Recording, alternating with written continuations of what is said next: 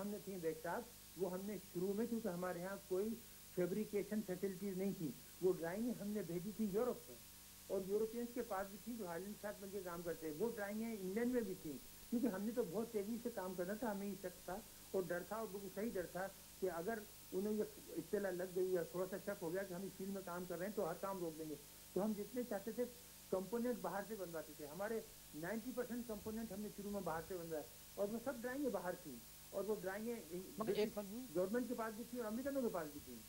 Doctor صاحب ایک چھوٹا سا بریک لیں گے آپ ہمارے ساتھ رہیے گا ایک چھوٹے سے بریک کی طرف ناظرین ہمارے ساتھ رہیے گا. ویلکم بیک ناظرین. بریک پہ جانے سے پہلے ہم گفتگو کر رہے تھے پاکستان کے ایکشن پروگرام کے خالق ڈاکٹر قدیر خان صاحب سے. ڈاکٹر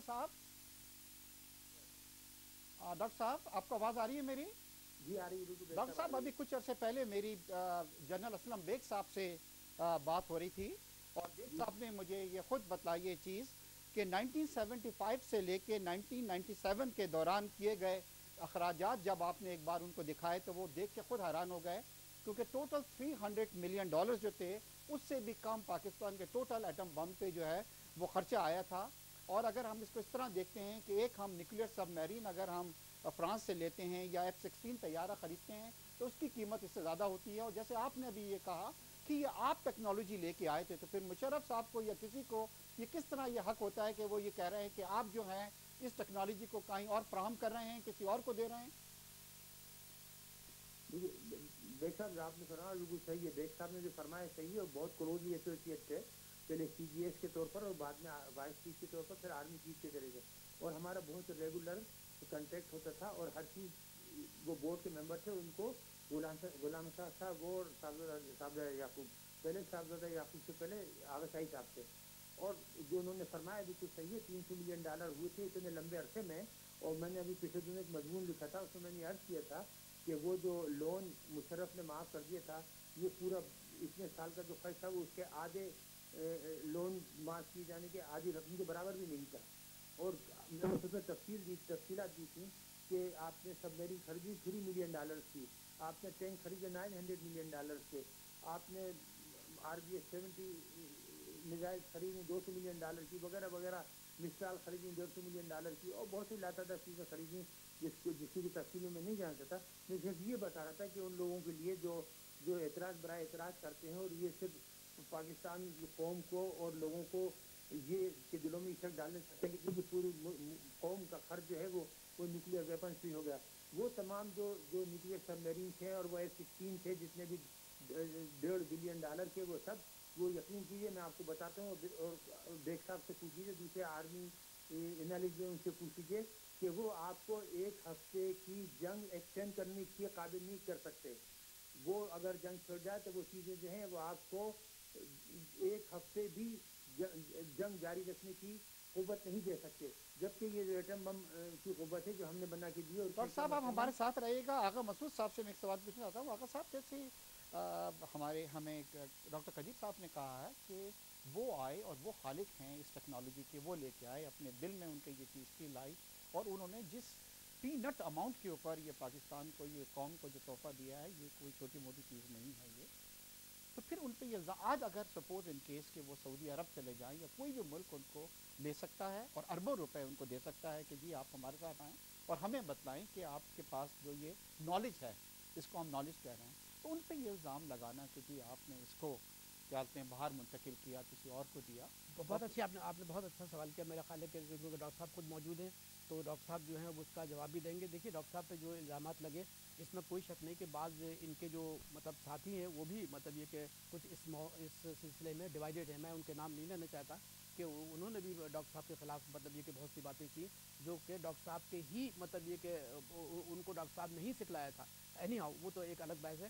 لیکن ڈاکٹر صاحب پہ یہ الزام ہے کہ لیبیا کو ایران کو اور نارتھ کوریا کو جو ٹیکنالوجی گئی وہ ڈاکٹر صاحب کے ذریعے گئی اور ان کا ایک نیٹ ورک تھا جو بعد میں اس کا انکشاف ہوا اس نیٹ ورک کا. ایکچولی بات اصل یہ ہے کہ ڈاکٹر صاحب پہ اس قسم کی پابندی تو پہلے بھی نہیں لگی. ڈاکٹر صاحب خود اپنا فرما رہے ہیں کہ وہ باہر آسانی سے گھوم سکتے تھے. لیکن جب یہ میری ہے اگر سپوز ان کیس یہ میرا پین ہے یا میری نالج ہے میں اس نالج کو کسی کے ساتھ بھی شیئر کر سکتا ہوں. سپوز ان کیس کل کو ڈاکٹر صاحب کو ایک آفر ہوتی ہے جاب کی ہمارے پاکستان کے برین ڈرین ہو رہا ہے، کافی لوگ جا رہے ہیں ملک کے دوسری جگہوں پہ کام کر رہے ہیں، کینیڈا کے اندر، یو ای میں، گلف کنٹری کے اندر.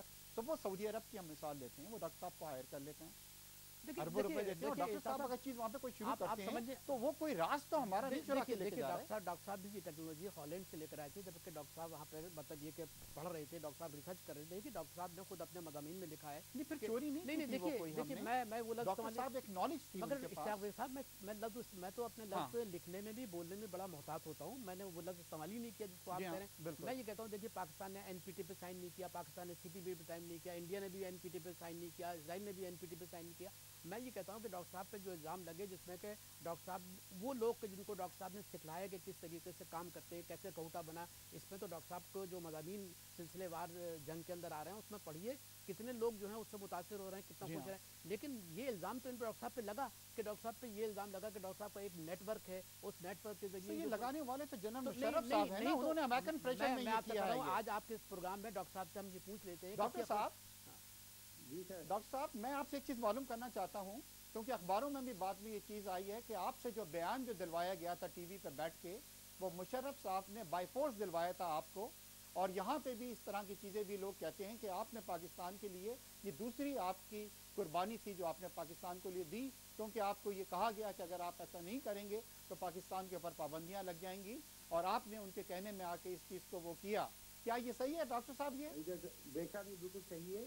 اور اگر آپ 4 فروری کو مجھ سے بیان دلوایا گیا تھا، میرے ہاتھ میں کاغذ دے دیا گیا تھا، اور اس سے پہلے اسی دن صبح 11 بجے مجھ سے آ کے چودھری شجاعت صاحب ملے تھے. ہمارے بڑے اچھے دوست ہیں، مہربان ہیں، اور میں ان کی عزت کرتا ہوں. وہ آ کے ملے تھے، انہوں نے یہ بتایا تھا کہ ڈاکٹر صاحب یہ ہم جلدی سے ختم کر دیں، اس وقت امریکہ پاگل کتے کی طرح لگا ہوا ہے. اور مشرف تو بک چکا تھا، اس کو دیکھیے وہ تو اس وقت اس کی تو کشتی ڈوب رہی تھی. اس کو تو ایک بہانہ چاہیے تھا کسی بھی طریقے سے کہ امریکہ کی سپورٹ مل جائے اور اس کو اپنا رول لینگن کرنے کا موقع مل جائے، جس طرح جنرل ضیاء کو مل گیا تھا افغانستان کی باہر سے. تو وہ یہی چاہ رہے تھے. اس سے پہلے ایوب خان نے سینٹو سیٹو وغیرہ میں شرکت کر کے اپنا دور بڑھا لی تھا، تو وہ تو اس چکر میں تھا ہی. تو یہ بات ہوئی. اور اس کے فوری بعد غالباً 5 یا 6 فروری کو اگر آپ ابھی ڈاؤن لوڈ کر کے دیکھ لیں بزنس ریکارڈر، اس میں چودھری شجاعت کا پورا بہت بڑا بیان ہے. اور انہوں نے 2 باتیں بہت کلیئر لکھی. ایک یہ کہ ڈاکٹر صاحب نے ملک کو دوبارہ بچا لیا، اس ملک کو دوبارہ بچا لیا زندگی کی. اور دوسری بات یہ کہ ڈاکٹر صاحب نے ایک پائی کر دی، رسی برابر کی بھی فائنینشیل گڑبڑ نہیں کی. دوسری بات میں صرف یہ عرض کرنا چاہتا ہوں، میں ڈیٹیل میں نہیں جاتا، بہت سارے وہ ڈرٹی لینن جو ہے وہ بعد میں لٹک جائے گی اور ملک کی بدنامی ہے. میں صرف یہ آپ سے عرض کرنا چاہتا ہوں کہ میں نے کوئی غلط کام نہیں کیا.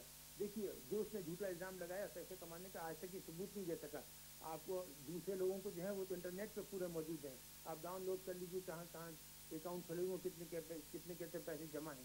مجھے آج تک بتائیے اس نے کوئی بتایا کہ میرا کہاں اکاؤنٹ ہو، میرے پاس 10 روپئے اور $10 باہر موجود ہیں، یا میرے پاس کوئی ایک گھر کے علاوہ کوئی دوسرا گھر ہے؟ آج تک اس نے کوئی ٹی وی پہ اخباروں میں خبر دی، آپ کو بتایا؟ یہ شخص جو میرے لیے زہر اگل رہا تھا پوری دنیا میں، تو اس کی کتاب دیکھیے، اس میں جو اس نے زہر اگلایا اس نے تو یہ تک کہہ دیا کہ مجھے کچھ آتا ہی نہیں تھا، میں تو بالکل جاہل آدمی تھا، میں تو ایک میٹلرجسٹ تھا.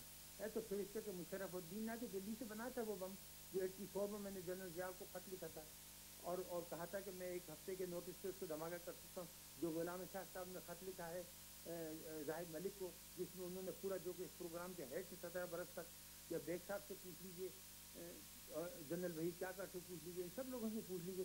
تو یہ جو اس قسم کی باتیں جھوٹا جس طرح جھوٹا ہو، اس کو جھوٹ بولنے میں مزہ آتا ہے. ابھی بھی وہ وہاں بیٹھ کے جھوٹ بولتا ہے لندن میں، تو اس نے کتاب میں بھی لاتعداد جھوٹے الزامات لگائے. اور ڈاکٹر صاحب یہ تمام چیزیں کرنے کا مقصد یہ تھا کہ امریکہ کو خوش کیا جا سکے، اور جب امریکہ خوش ہوں گے